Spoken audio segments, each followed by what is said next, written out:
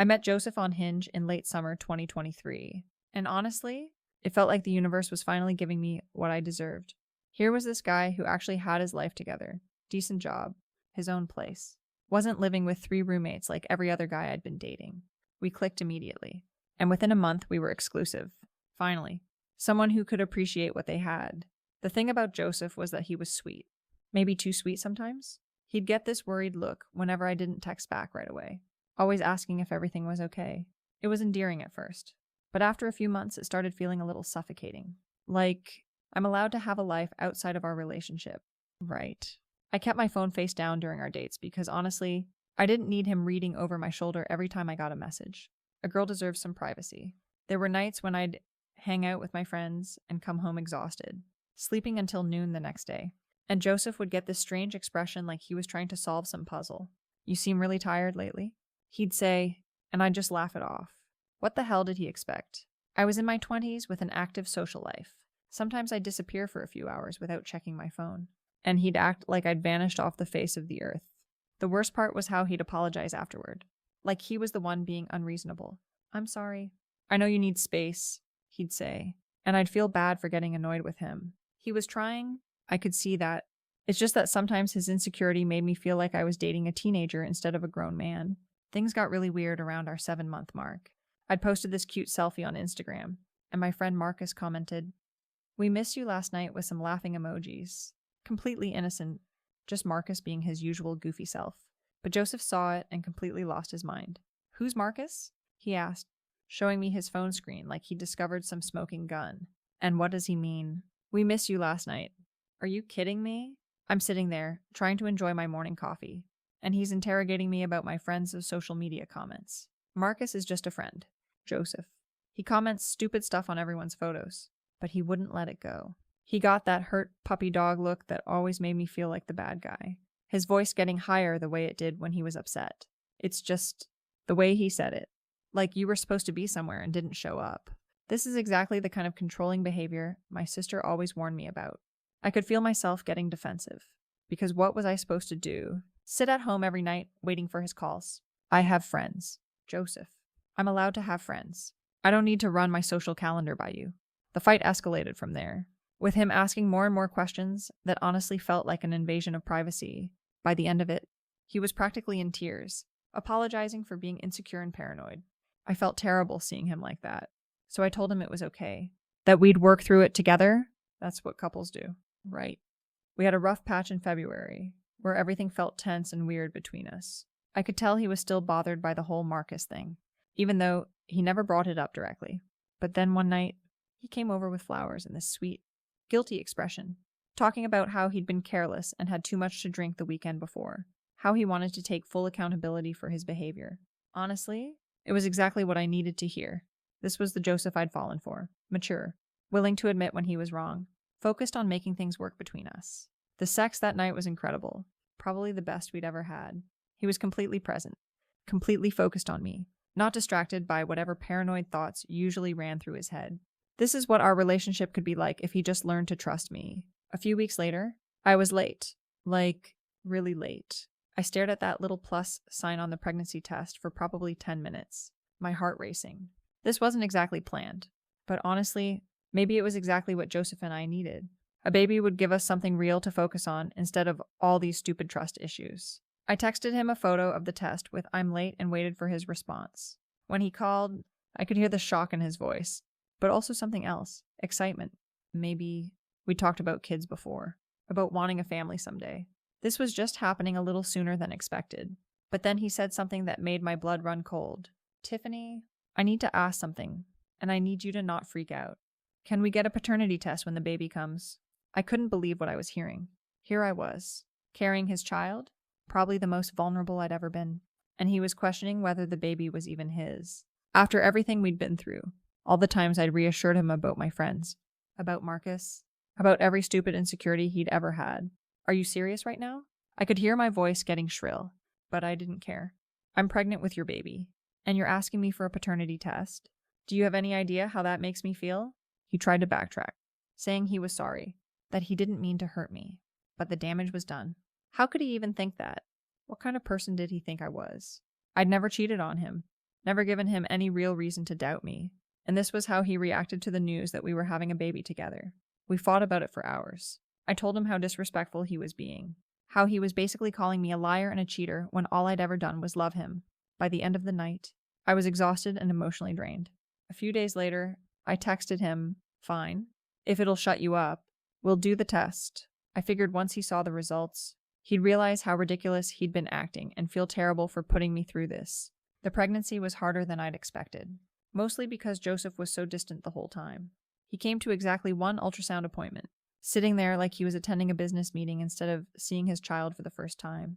I kept trying to get him excited, calling him daddy and talking about how the baby looked just like him in the ultrasound photos. But he barely responded. "Look at those little hands," I'd say, pointing at the screen. "He's going to have your fingers." Joseph would just nod politely, like I was a stranger showing him vacation photos. It broke my heart that he couldn't connect with our baby because of his own paranoia and trust issues. When Harper was born in early May, Joseph held him for exactly 5 minutes before handing him back to me. 5 minutes? With his own son. "He looks like me," I told Joseph, hoping to see some recognition in his eyes, some spark of paternal love. But he just stood there, polite and distant as ever. The paternity test results came back a few weeks later. Joseph brought them over to my apartment, and I could tell from his face that something was wrong. When he showed me the paper that said 0% probability of paternity, I felt this weird hollow feeling in my stomach. "The test must be wrong," I said immediately. "These things make mistakes all the time. Maybe they switched the samples at the lab or something." But Joseph just looked at me with this calm, almost sad expression. "Tiffany, we both know what this means." No, we absolutely did not know what this meant. I'd been with Joseph during the time I got pregnant. Sure, there had been that one night with Sean, before Joseph and I got back together after our February fight. But that was weeks before. The timing didn't make sense. "I don't know how it happened," I finally said, feeling cornered. "It was just that one time before you came back into my life. I was upset about our fight, and I made a mistake. But the timing doesn't add up. Joseph, this has to be your baby." He was quiet for a long moment, just looking at Harper sleeping in his carrier. Then he said, "I'm not playing stepdad to another man's kid." Just like that.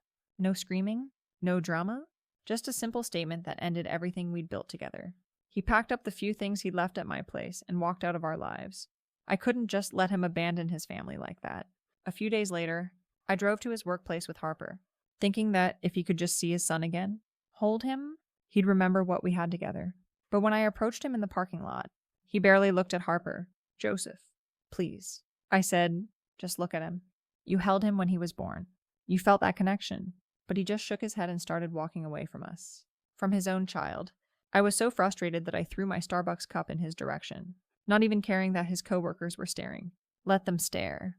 They didn't understand what I was going through, how hard I was fighting for my family. When that didn't work, I asked my sister Maya to reach out to him on Instagram. She sent him a message explaining that I was going through postpartum depression, that I still believed he was Harper's real father, even if the test said otherwise. Because that's the truth. Those tests aren't foolproof. And I knew in my heart that Joseph was Harper's dad. On his birthday in May, I sent flowers to his apartment with a note. "The best man I ever met. Our son is lucky, even if you don't know it yet." It was a simple gesture, just trying to remind him of the good times we'd had together. When he didn't respond to that, I wrote him a letter, really opening up about everything. I admitted that maybe I hadn't been completely honest about the timeline, but I also explained that I'd been going to therapy, working on myself. I told him about how our souls were connected, how what we had was too special to throw away over one stupid test result. I even convinced Mrs. Chen, his elderly neighbor, to let me into the building by telling her I was his wife. It wasn't really a lie. We would have been married if he hadn't gotten so paranoid about everything. I brought homemade lasagna, wore makeup, really made an effort to show him I was trying to fix things. You always wanted a family. I told him when he opened the door and saw Harper and me standing there. You loved him when you held him, even if you didn't know it. But he just stood there looking tired, asking me to leave, threatening to call the police if I didn't stop coming by, like I was some kind of criminal instead of the mother of his child trying to hold our family together. That whole week, I sent him messages every day, videos of Harper saying, "Dada," photos of the three of us from happier times. I even told him I still slept with his old t-shirt under my pillow, that Harper and I missed him every single day. I was putting myself out there completely, being vulnerable and honest about my feelings.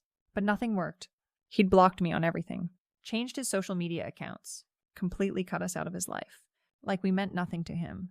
Like Harper meant nothing to him. It's been about a month now since I last tried to contact him. And honestly, I'm starting to think maybe I should give him some space to figure out what he really wants. People keep telling me I need to move on and accept reality, but they don't understand the whole situation. They don't know Joseph like I do. They don't know how good we were together when he wasn't letting his insecurities get in the way. Maybe he needs time to realize what he's missing. Maybe he needs to see other relationships and understand that what we had was special. Everyone's being so dramatic about the whole thing, acting like I did something terrible when all I ever wanted was to keep our family together. Harper deserves to know his father, and Joseph deserves to know his son, even if some stupid lab test says otherwise. DNA doesn't determine everything. Love does. And I know Joseph loved Harper when he held him in that hospital room. I saw it in his eyes. Even if he won't admit it now, I'm not giving up on us. I'm just giving him the space he thinks he needs to come to his senses. Because at the end of the day, we're a family, and families don't just throw each other away over misunderstandings and paperwork. The truth is, I know I made mistakes. I know I wasn't perfect. But what relationship doesn't have its challenges? The difference is that most people work through their problems instead of running away the moment things get complicated. Joseph used to talk about wanting kids, about building something real and lasting together. I gave him that chance, and he threw it away because he couldn't get past his own paranoia and trust issues. That's not my fault. That's something he needs to work on in therapy or wherever he's dealing with his problems now. Harper's getting bigger every day, starting to look more and more like Joseph around the eyes. Sometimes I catch him making these little expressions that are pure Joseph, and it breaks my heart that his father is missing all of these moments because he's too stubborn to admit he made a mistake. I keep thinking about that night in February when everything was perfect between us, when he was apologizing for doubting me and we were working on our relationship like adults. That's the real Joseph, not this cold stranger who won't even look at his own son. That's the man I fell in love with. And I know he's still in there somewhere underneath all the hurt and confusion. Maybe in a few more weeks, or a few months, he'll realize what he's lost. Maybe he'll see other women and remember how good he had it with me. Maybe he'll start wondering about Harper, about what his son is doing, what milestones he's missing. And when that day comes, I'll be here. We'll be here, because that's what real love looks like. Not giving up on someone just because they're going through a difficult time. Not abandoning your family because of some paperwork that probably got mixed up at the lab anyway. People don't understand how much I've sacrificed for this relationship, how hard I've fought to keep us together. They see me trying to reach out to Joseph and they act like I'm doing something wrong. But what's wrong is a father abandoning his child. What's wrong is throwing away 2 years of love and partnership over one stupid fight. I'm not the villain in this story. I'm just a woman who loves her family and refuses to give up on them. And someday, Joseph will realize that too.